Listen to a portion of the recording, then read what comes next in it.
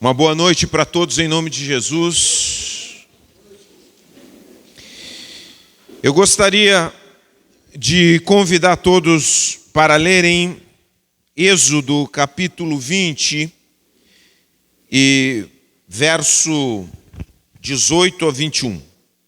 Êxodo capítulo 20, verso 18 ao 21. Agora é o momento da gente colocar toda a nossa atenção, o máximo da nossa atenção, na palavra, naquilo que certamente Deus quer falar aos nossos corações. Eu continuo falando sobre o tema da voz do Espírito Santo, que a gente precisa aprender a ouvir. E eu quero ler, para que a gente medite nessa noite, capítulo 20 de Êxodo, verso 18, segundo livro da Bíblia. Gênesis, Êxodo, certo? Muito bem. Diz assim: quando o povo ouviu os trovões e o som forte da trombeta, e quando viu o clarão dos raios e a fumaça que subia do monte, ficou à distância, tremendo de medo. Disseram a Moisés: fale você conosco e ouviremos. Mas não deixe que Deus nos fale diretamente, pois morreríamos. Moisés respondeu: não tenho medo, pois Deus veio desse modo para prová-los e para que o temor a ele os impeça de pecar. Enquanto o povo continuava à distância, Moisés se aproximou da nuvem escura onde Deus estava. Quando nós lemos esse texto aqui, esse texto parece uma porção do filme O Senhor dos Anéis.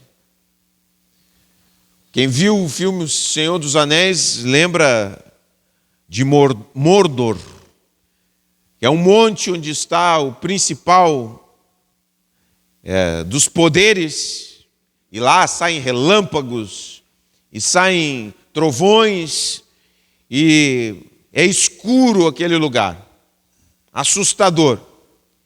E quando nós lemos esse texto, percebemos claramente que há um sentimento de medo que permeia o coração dos israelitas.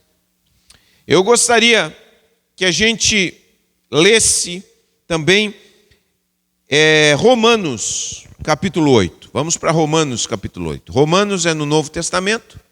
Você tem, ele é o sexto livro do Novo Testamento. Então você vai procurando lá, Mateus, Marcos, Lucas, João, Atos, e você tem Romanos, tá? Então você procura em Romanos capítulo 8. Nós vamos ler alguns versículos aqui, 3 versículos nós vamos ler. Diz assim,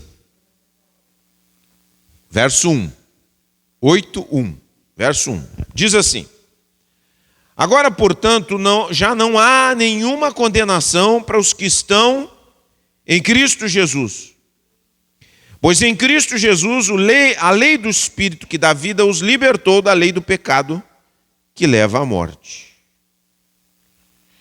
Olha aí, já mudou um pouco a conversa. Verso 15.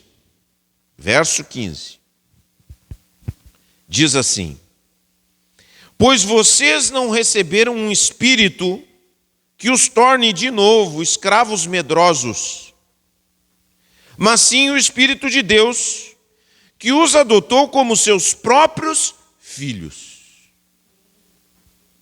Aleluia. Você sabe quem é que era chamado filho de Deus na antiguidade? Ou filho de um Deus? Eram os reis. Todo rei das nações, qualquer nação, a maioria das nações do Oriente Médio eram chamados de filho dos deuses, porque ocupavam um lugar especial. Mas na nova aliança, nós vemos outra coisa acontecendo. Deus não nos deu um espírito para que vocês de novo sejam escravos medrosos, mas sim o Espírito de Deus que os adotou como seus próprios filhos. Agora, nós os chamamos como Abba, Pai. E essa palavra ela é traduzida Eu já expliquei isso, mas eu não canso de explicar isso. Porque isso o cristão precisa entender. Abba, Pai, é a palavra que precede a capacidade de alguém dizer paizinho. É antes do que isso. É aquela palavra que a gente diz quando está nos braços do pai tentando dizer papai. É assim que faziam as crianças. Então é uma coisa muito vulnerável, muito confiante, que não pode existir coisa mais confiante, mais livre do que um filho nos braços do pai tentando dizer papai. Coisa linda, né? Coisa linda. Maravilhoso. Agora nós o chamamos Abba, Pai, pois o seu Espírito confirma nosso espírito que somos filhos de Deus. Verso 27, falando do Espírito novamente, diz assim: e o Pai, que conhece cada coração, sabe quais são as intenções do Espírito Santo. Pois o Espírito intercede por nós, o povo santo, segundo a vontade de Deus. O Espírito dentro de nós, que está dentro do seu coração, dentro daqueles que entregaram o seu coração para Jesus, porque ninguém pode entregar o seu coração para Jesus, a não ser que o Espírito Santo o convença. A não ser que o Espírito Santo faça uma obra, porque nós não somos capazes de por nós mesmos chegarmos a Deus. Nós temos uma barreira, mas é o Espírito que nos conduz. Tem pessoas que dizem assim, eu sempre fui muito sensível a Deus. Escuta, isso é uma obra do Espírito Santo em você. Eu quero ouvir, foi Deus que tocou tua vida. E aqui diz que o Espírito que habita em nós intercede. Sabe aquelas orações que nós fazemos? Nós fazemos umas orações feias, horríveis. Fazemos orações que nos prejudicariam se Deus nos ouvisse. Às vezes a gente joga contra a gente mesmo. Mas a Bíblia diz que o Espírito que habita em nós ora direito. Aqui ó. O Espírito encaminha as nossas orações a Deus para que o melhor seja feito para nós. Aleluia. Amém. Agora nós olhamos dois textos e nós ficamos assim. Meu Deus do céu, que Bíblia é essa? Que loucura é essa? Quando eu olho para o Antigo Testamento, eu vejo um Deus, trovões, raios, relâmpagos, um monte escuro. Você pensa em Moisés entrando para aquela fumaça preta e Moisés entrando naquela fumaça assim. Ninguém sabe o que está lá dentro. Ninguém sabe o que está acontecendo lá dentro. Todo mundo se assusta e diz, não, fala tu com Deus. A gente não quer falar. A gente quer ficar à distância. Nós temos medo. Porque isso aqui é algo muito grandioso que está acontecendo. Há um medo depois que a lei é entregue para os israelitas. Aí a gente fica se perguntando, mas um pouquinho. Será que eu tenho que ter medo de Deus ou não tenho que ter medo de Deus? E esse Deus aí que diz que o Espírito intercede por nós, esse Deus que diz que coloca o Espírito que nos ensina a dizer para Deus, Abba, papai. Esse é o mesmo, essa é a mesma Bíblia, elas não estão brigando entre si. E é tão interessante, porque no passado, no começo da igreja, tinha um líder, um mestre daquela época que surgiu chamado Marcião.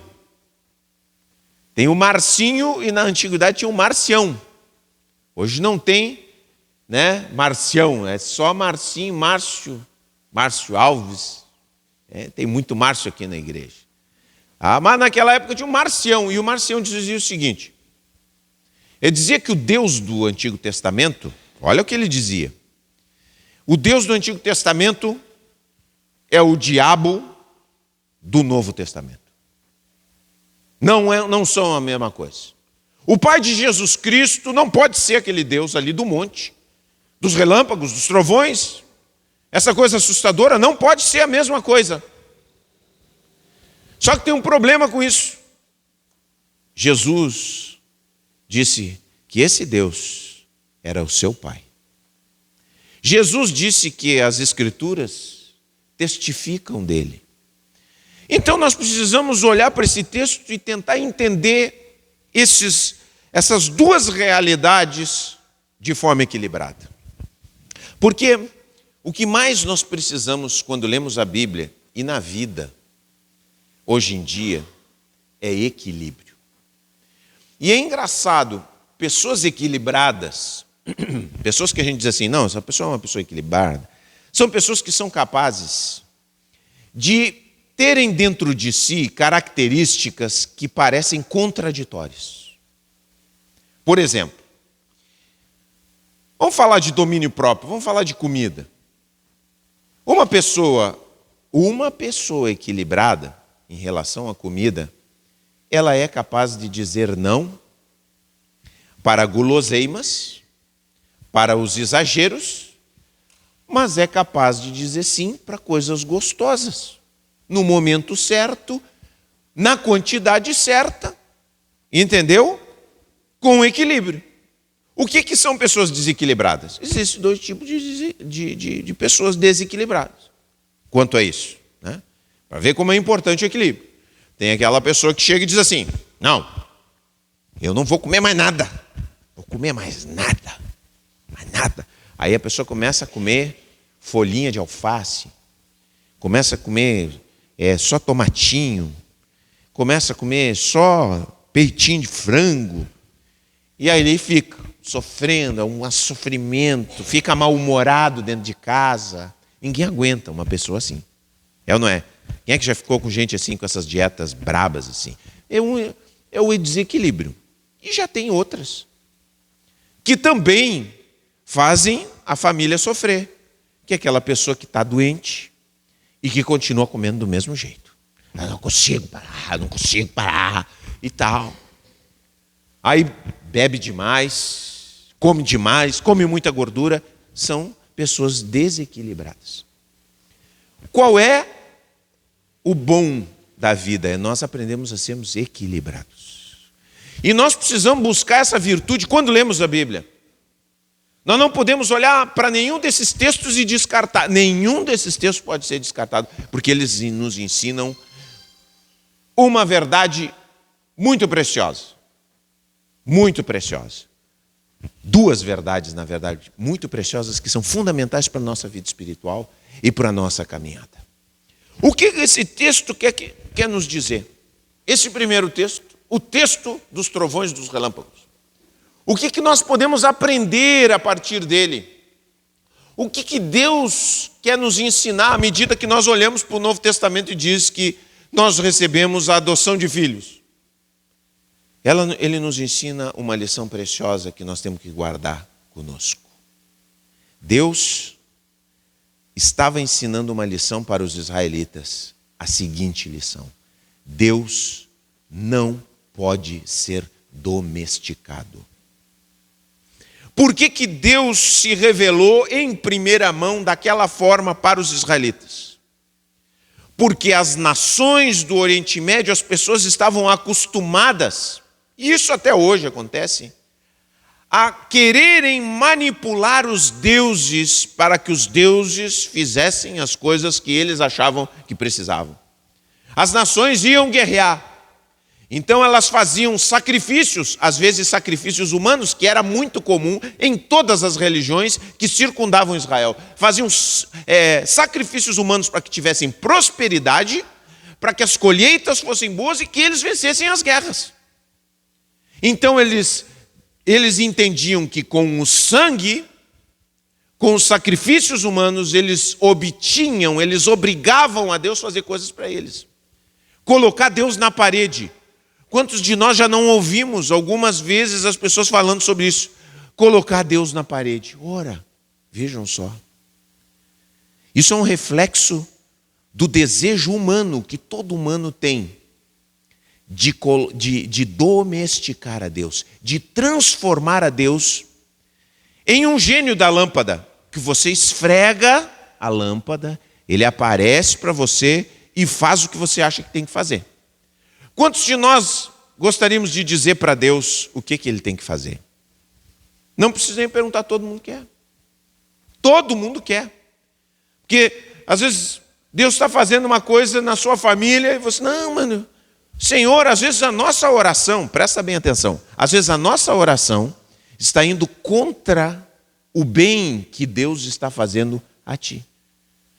Às vezes você está orando, não, Senhor, por favor, está acontecendo algumas coisas aqui, Senhor, não faz, não permite, não deixa. Você clama, você urra aos céus.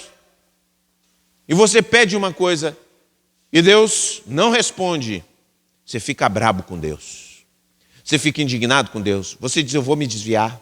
Eu vou sair, porque Deus... E eu quero te dizer, essa palavra é fundamental para a gente entender. Nós não domesticamos a Deus. Porque Deus é muito mais amoroso do que nós podemos imaginar. Deus nos ama muito mais do que nós nos amamos. Isso é uma coisa incrível. Isso é algo sensacional. Que coisa boa nós sabemos que servimos um Deus que nos ama mais do que nós mesmos nos amamos. Deus é por nós. Sempre por nós.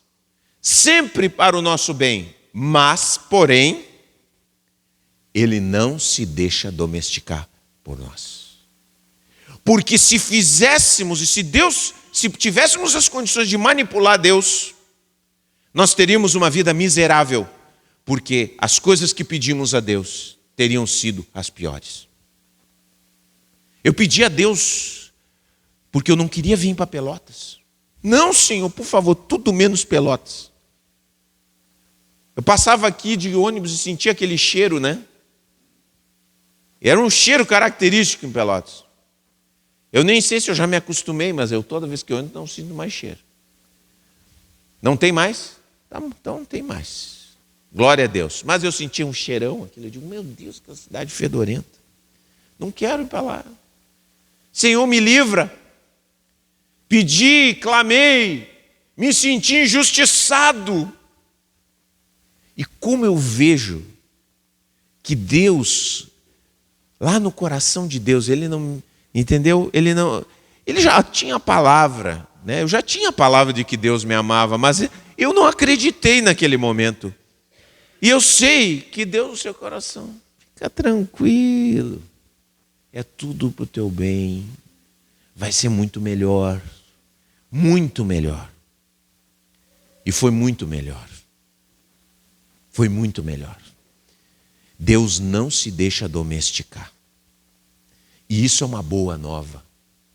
Então, quando nós vemos aquele Deus poderoso trovejando no monte, nós podemos até ficarmos assustados, mas nós temos que ter um entendimento que esse Deus é um Deus bondoso, mas também é um Deus poderoso.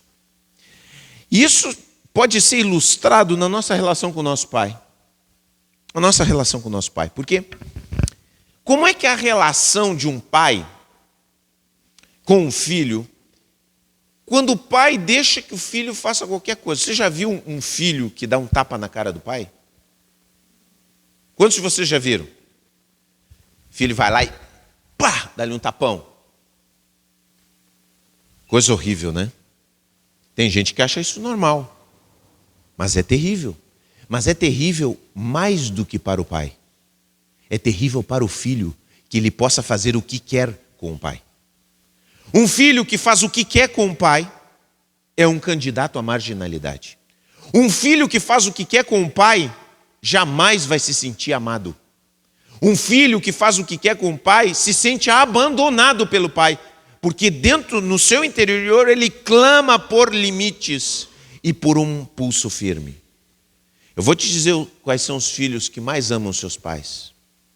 Não são pais que não se animam a disciplinar, são justamente os pais que lhes impõem limites. Os filhos de pais que colocam limites nos seus filhos amam seus filhos, amam seus pais.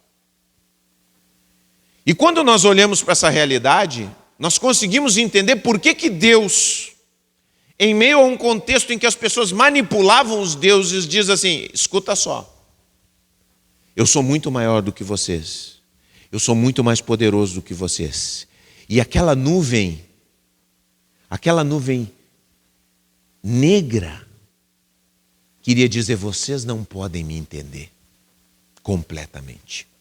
Apesar de que eu sou um Deus que me revelo, não é possível me entender completamente.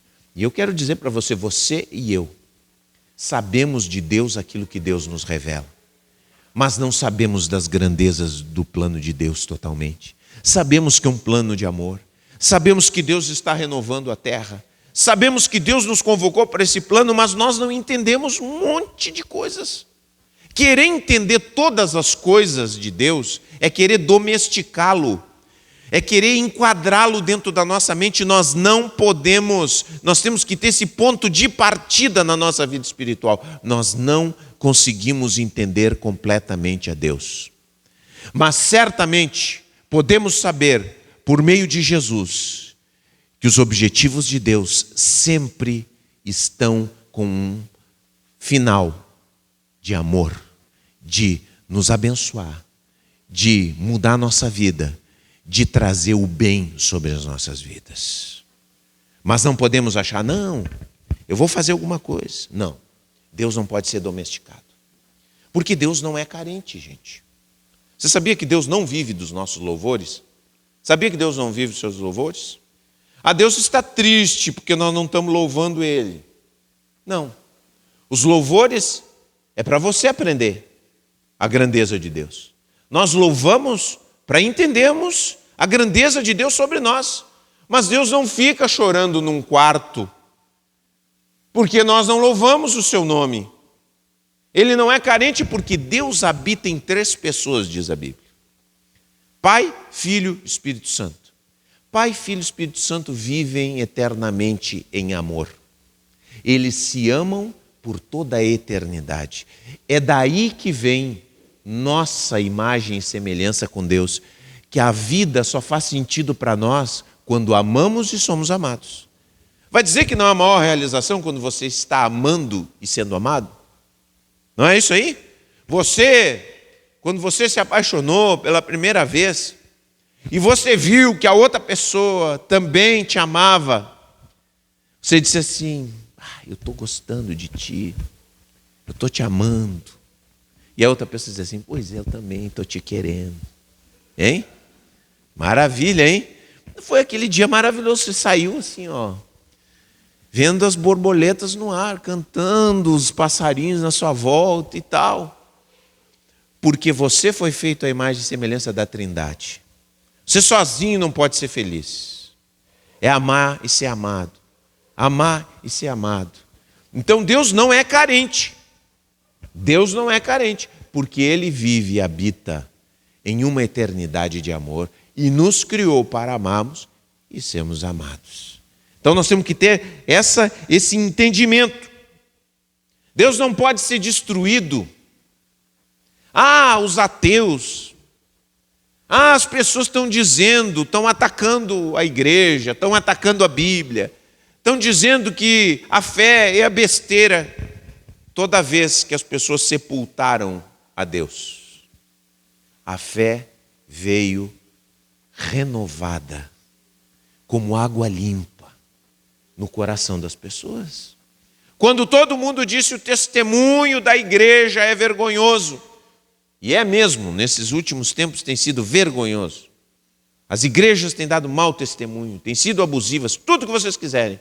Mas eu não tenho medo, porque Deus não pode ser domesticado por aqueles que se opõem a Ele. Tem pessoas que dizem: nós temos como igreja que tomamos lugares de autoridade para fazermos valer a nossa fé. Não.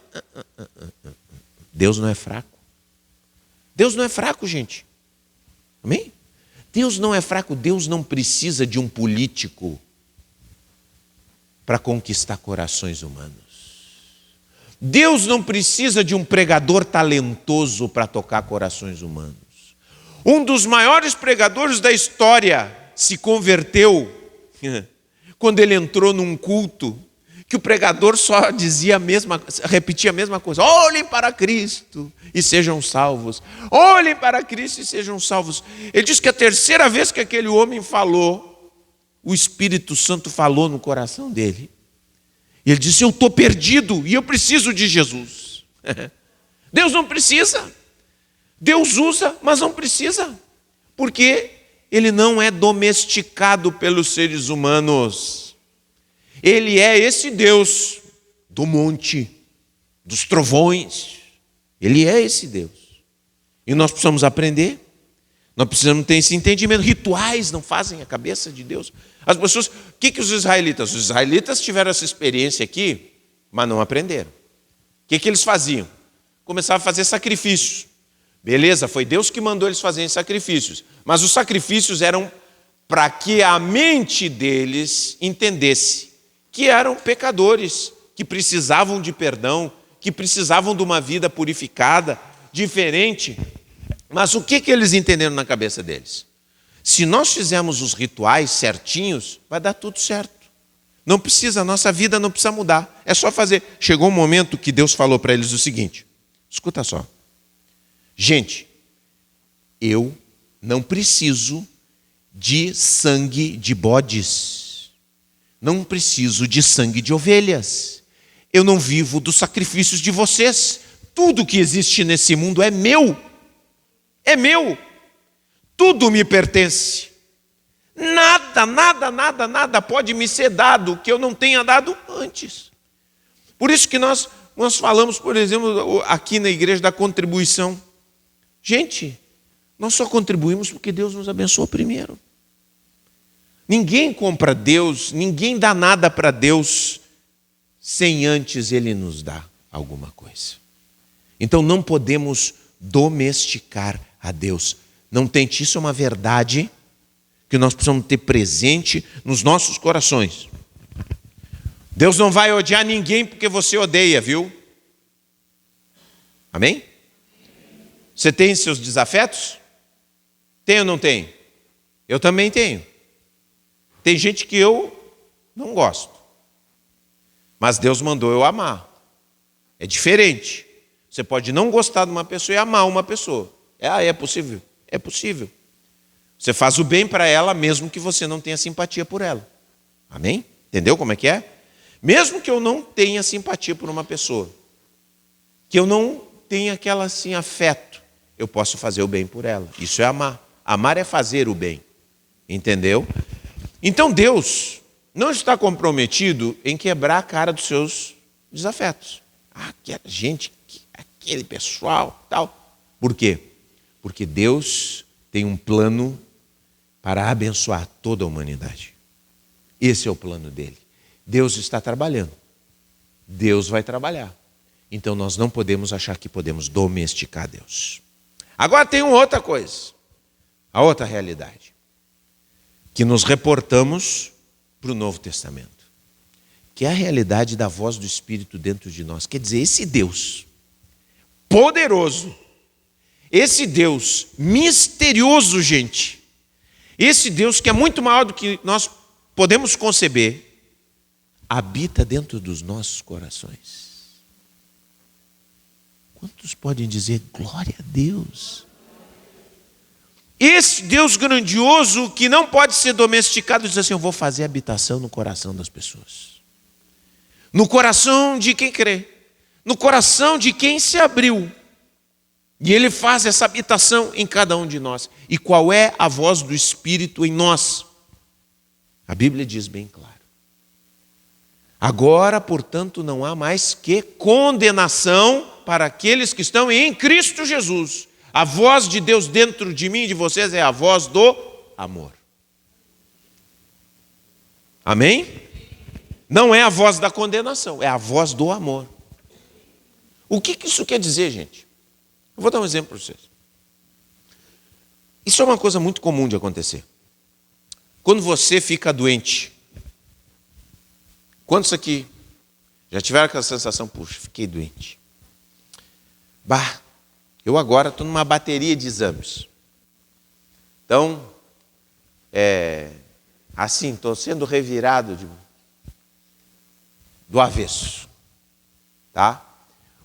Você, quando fica lá gripado, mais do normal, fica 7 dias na cama lá gripado, vem uma vozinha dentro de você. Pode ser o diabo, pode ser você mesmo, que diz assim: o que é que tu aprontou? Tu deve ter feito alguma coisa errada. O que tu aprontou? E aí você fica pensando: puxa, o que eu fiz errado, Senhor? Porque a gente imagina que, uma vez que a gente fez uma coisa errada, Deus vai lá e diz: agora tu vai para a cama. Pá! A gente começa a pensar na nossa vida. Tudo bem que a gente pensa na nossa vida, mas presta bem atenção. Não há condenação para aqueles que estão em Cristo Jesus. Não há mais condenação. Deus trata com as nossas vidas? Trata com as nossas vidas. Deus fala com as nossas vidas. Mas Deus está nos conduzindo para o bem. Então, cuidado quando você ouve a voz da acusação. Porque Deus pode nos chamar a atenção, Ele nos chama a atenção. Mas a voz de Deus não é aquela voz que nos amaldiçoa. Toma, bem feito agora para ti, porque tu fez isso, agora tu vai sofrer. Não. Muitas vezes nós estamos passando situações na nossa vida porque nós fizemos alguma coisa errada. Claro que tem consequências das coisas que nós fazemos. Mas Deus não está vigiando para nos derrubar. Até porque, gente, quantas vezes você aprontou, você disse coisas que você não tinha que ter dito, por exemplo, para o seu filho, para o seu tio, para a sua tia, para a sua esposa, para o seu esposo, e não aconteceu nada. Você saiu bem? Livrinho. Tudo certo. Não é? Na maioria das vezes não é isso que acontece? Não cai um raio na sua cabeça. Não é isso? Deus atua na nossa consciência, é assim que Deus age. Deus nos mostra: olha que isso aqui está errado.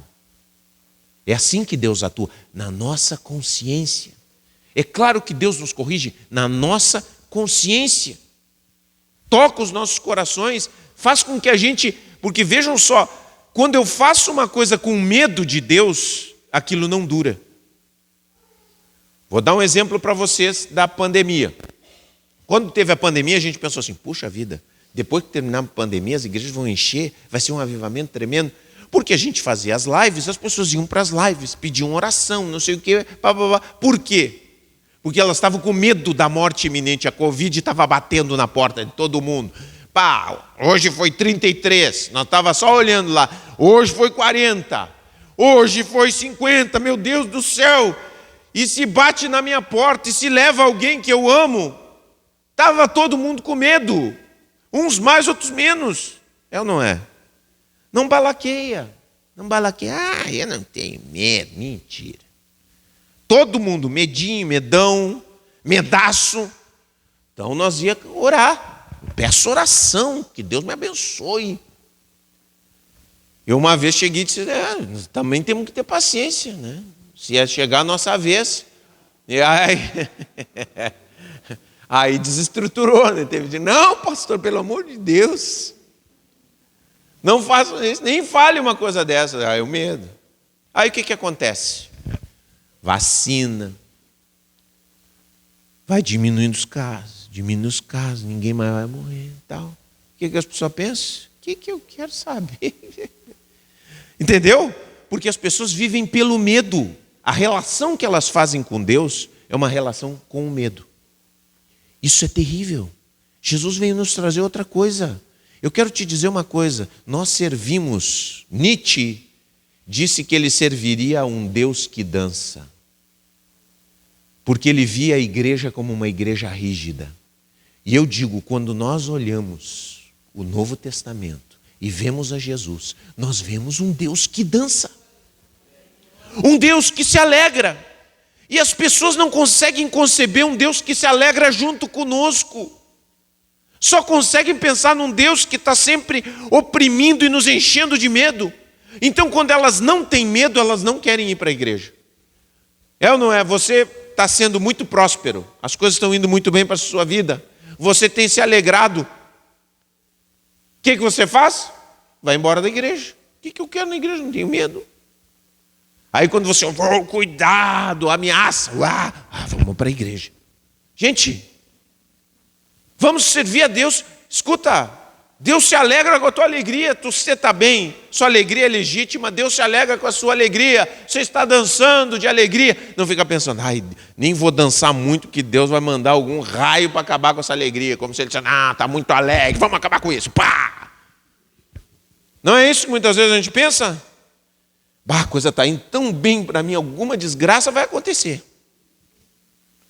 Porque nós somos assombrados pelo Deus que nos amedronta. Gente, vamos sair dessa. Vamos sair dessa infância e vamos entrar na gratidão, na alegria e vamos servir a Deus com alegria nos nossos corações. Não pelo medo. Não há nenhuma condenação. Estamos em Jesus. O bem que você vive, Deus se alegra, Deus dança junto com você. Você dança de alegria, Deus se alegra com você. Olha aqui, ó.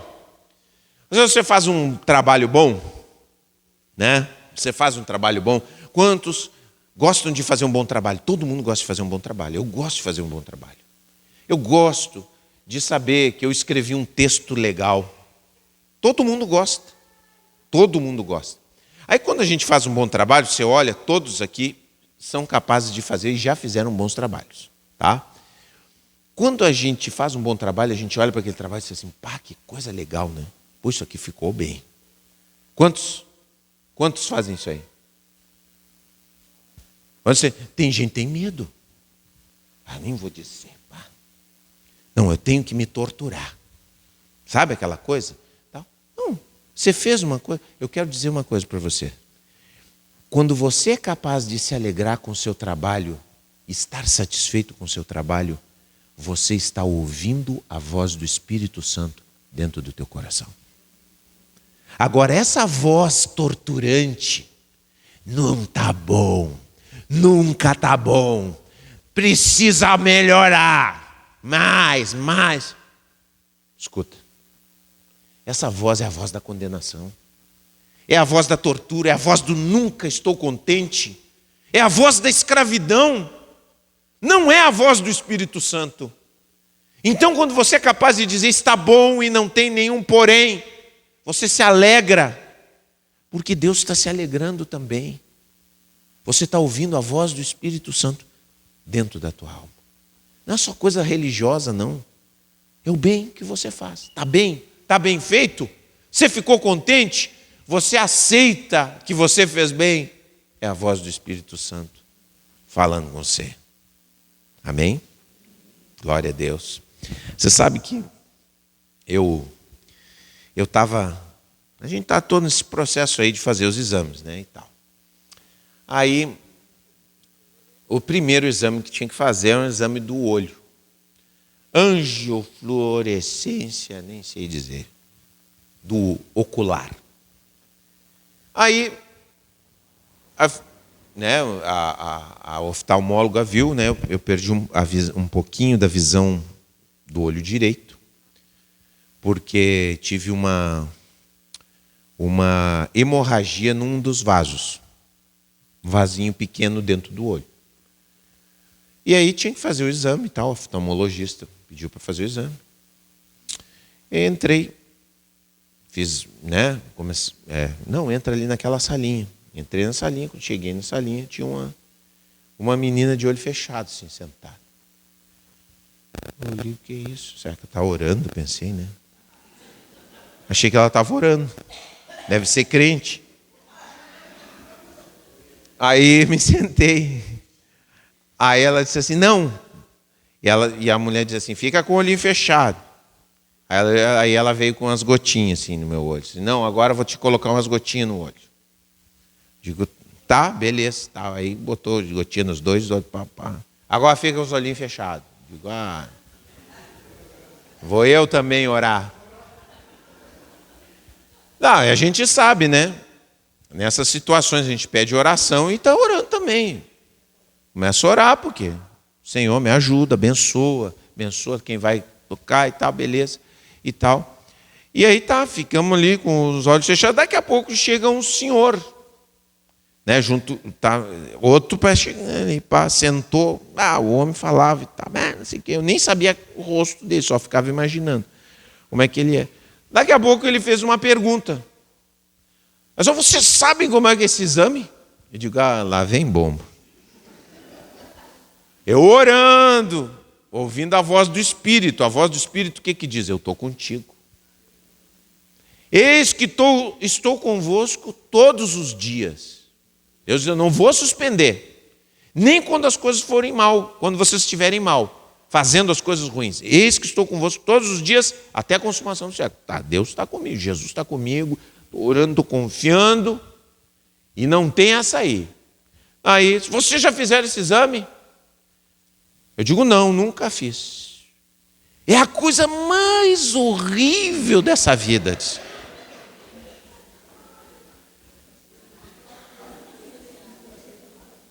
O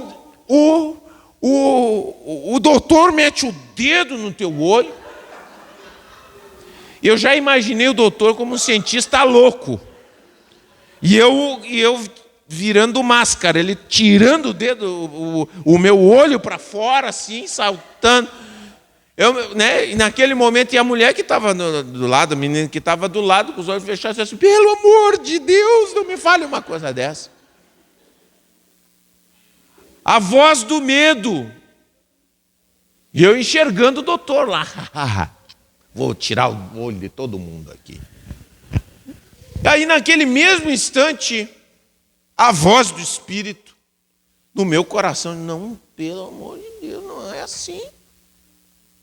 Toma posição. E aí eu peguei e disse assim, não, de jeito nenhum. De jeito nenhum nós vamos entrar aí, vamos fazer esse exame, vai dar tudo certo, vai ser muito bom. Vai ser muito tranquilo. Aí o senhor ficou bem quietinho, não falou mais nada. E eu lá dentro, cala a boca, miserável. Porque ele tocou o terror. Tocou o terror. E entramos lá, abrimos o olho. O que era o homem botar o dedo no olho da gente? Que foi o mais assustador. O homem só segurava a pálpebra da gente. Gente, que isso? Ele segurava a pálpebra para não piscar. Então, muitos de nós, presta bem atenção, muitos de nós estamos ouvindo essa voz. A voz do terror. A voz do terrorismo. A voz do medo. E enxergamos em Deus o cientista louco. E, na verdade, Deus vai lá e só segura a nossa pálpebra. Só trabalhando para o nosso bem. Só fazendo aquilo que é bom para nós. É a voz do Espírito, é a voz do amor. Queridos, vamos deixar Deus nos libertar. Vamos entender essas duas realidades. Deus não é domesticado por nós, mas Deus, o Espírito que habita em nós, é a voz do amor, daquele Deus que diz, nada vai nos separar do amor de Deus que está em Cristo Jesus. Amém? Vamos ficar de pé em nome de Jesus. Eu fico imaginando, gente. Eu fico imaginando, porque a gente é pastor, e às vezes as pessoas aqui na igreja, né, tem os filhos pequenos aqui, e os meninos, às vezes, que nos vêm pregando aqui, eles nos veem gigantes, né? O pastor é aquele que prega. E às vezes os irmãos da igreja, de forma ingênua, chegam e dizem assim, olha, o pastor está te olhando. Então o pastor é o velho do saco da igreja, né? É o bicho papão, olha o pastor. Uma vez disse, não sei para quem é que eu digo assim, pode parar. Eu não quero que as crianças se afastem de mim. Eu não sou bicho papão, não. Digo, vem aqui, não estou te olhando, mas estou te olhando com amor. Porque eu quero ter a intimidade. E Deus, eu quero que a criança seja capaz de vir e me abraçar, me dar um beijo, gostar de mim. E Deus quer assim também conosco. Ele é a voz do amor em nós. Glória a Deus.